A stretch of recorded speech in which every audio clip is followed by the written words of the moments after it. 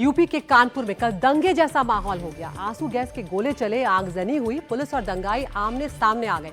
लेकिन असलियत में ये पूरा मामला ही कुछ और था। दंगा मुक्त यूपी के लिए ये सब कुछ किया गया था। यूपी पुलिस ने एक तरह से दिखा दिया कि दंगाइयों से आखिर कैसे निपटा जाता है। क्या है पूरा मामला, इस रिपोर्ट के जरिए आपको दिखाते हैं।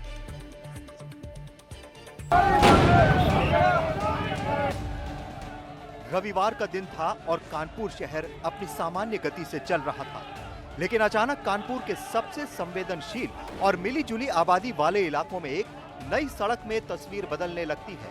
देखते ही देखते माहौल तनावपूर्ण हो जाता है।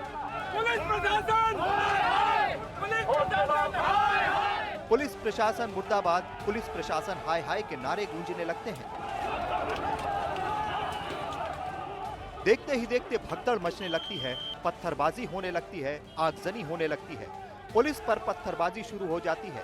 चारों तरफ चीख पुकार और अफरा तफरी का मंजर हो जाता है।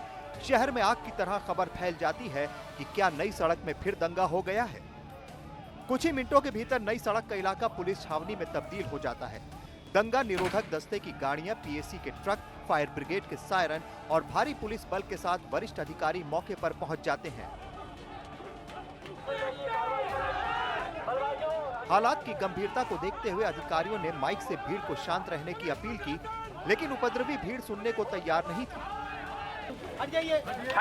जब लगा कि हालात बेकाबू हो रहे हैं तो पुलिस ने अपनी कार्रवाई शुरू की। भीड़ को तितर बितर करने के लिए पहले पानी की तेज बौछारें की गईं और फिर आंसू गैस के गोले दागे गए। धुएं और पानी के बीच जब उपद्रवी पीछे नहीं हटे तो पुलिस ने लाठी पटक कर भीड़ को खदेड़ना शुरू किया और कुछ ही देर में पूरे इलाके को खाली करा लिया गया।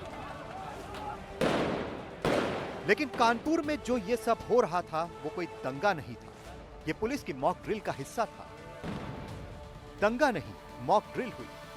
ड्रिल के जरिए दंगाइयों को संदेश, शांति बिगाड़ोगे तो छोड़ा नहीं जाएगा। कानपुर में इस मॉक ड्रिल के जरिए दिखाया गया कि अगर दंगा होता है तो कैसे उसे काबू में किया जाएगा, कैसे पुलिस वाले दंगाइयों से निपटेंगे। पूरे कानपुर में इस घटना को लेकर चर्चाओं का बाजार गर्म था। हर कोई यही सोच रहा था कि आखिर अचानक ऐसा क्या हुआ कि शहर की शांति भंग हो गई।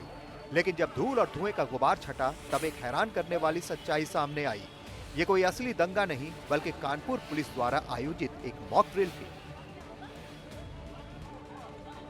इस मॉक ड्रिल में सिविल पुलिस, फायर फाइटिंग दल, चिकित्सीय दल और आरक्षित बलों की टीमों ने एक साथ मिलकर काम किया।